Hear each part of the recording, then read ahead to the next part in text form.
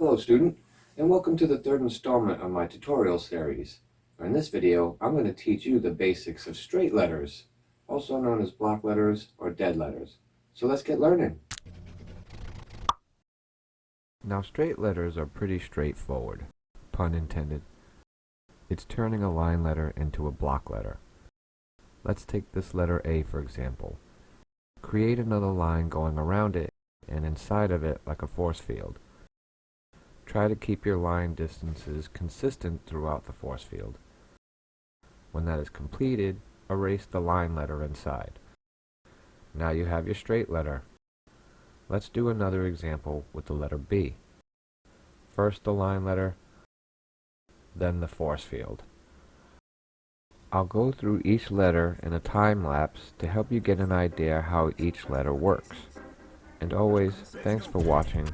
Any other tutorials you'd like to see, drop it in the comments. Hope this helps some of you. A is for apple, B is for ball, C is for cat, and D is for dog, E is for elephant, elephant, F is for frog, G is for goat, and H is for hog.